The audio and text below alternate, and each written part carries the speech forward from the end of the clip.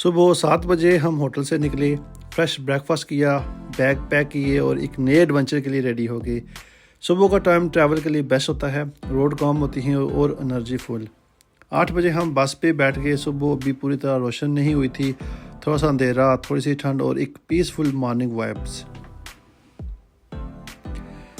Belgium जाते हुए हमारा पहला स्टॉप था ज़ेन्सशेन्स, नीदरलैंड का world famous wind mill village. ये जगह सिर्फ ब्यूटीफुल नहीं बल्कि डच हिस्ट्री का लिविंग एग्जाम्पल है। सबसे पहले हम गए चीज़ फैक्ट्री। यहाँ हमें स्टेप बाय स्टेप बताया गया how traditional Dutch cheese is made from fresh milk, fermentation, pressing, aging to final packaging. यहाँ का बेस्ट पार्ट था free cheese tasting. Different flavour try करने का मौका मिला, herbs, garlic, spicy and classic. साथ ही शॉपिंग का ऑप्शन भी था जो टूरिस्ट के लिए परफेक्ट सोवेनियर होता है। ज़ेन्सशेन्स 18th और 19th सेंचुरी में नीदरलैंड का इंडस्ट्रियल हब था। यहाँ की windmill oil, paint, wood और ग्रेन प्रोसेस करने के लिए यूज़ होती थी। आज भी ये विंड मिल्स काम करती हैं और पूरी दुनिया से टूरिस्ट यहाँ डच कल्चर और इंजीनियरिंग देखने आते हैं।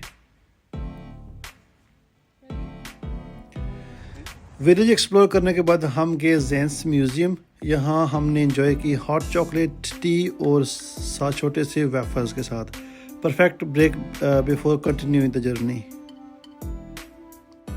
फिर हम वापस बस पे बैठे और सिर्फ 1 आवर के अंदर हम पहुंच गए बेल्जियम के वाइब्रेंट सिटी एंटवर्प में। Welcome to Antwerp. कैथेड्रल देखने से पहले हमने डिसाइड किया कि पहले बेल्जियम वेफल्स ट्राई किए जाएं और हम गए हाउस ऑफ वेफल और ऑर्डर किया classic Belgium waffles. Belgium waffles दुनिया भर में फेमस हैं क्योंकि ये फ्रेश, लाइट और परफेक्टली क्रिस्पी होते हैं। बेल्जियम में 2 मेन टाइप मिलती हैं, ब्रसल वेफल्स जो कि लाइट, एयरी और रेक्टेंगुलर होते हैं। दूसरा ये लीज वेफल्स होते हैं, ये स्वीट और डेंस होते हैं।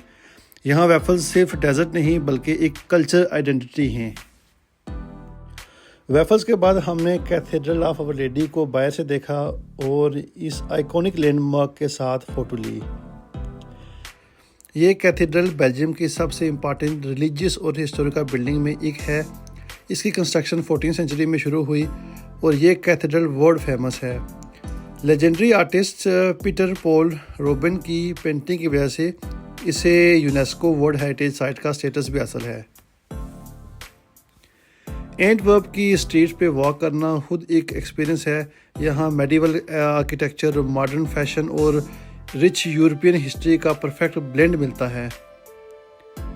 बेल्जियम चॉकलेट, डायमंड और वेफल के लिए फेमस है और ये सिटी एक मेजर डायमंड ट्रेडिंग सेंटर भी है। फिर हम गए बेल्जियम आई के पास जहाँ से हमने नॉर्थ सी का ब्यूटीफुल व्यू एंजॉय किया।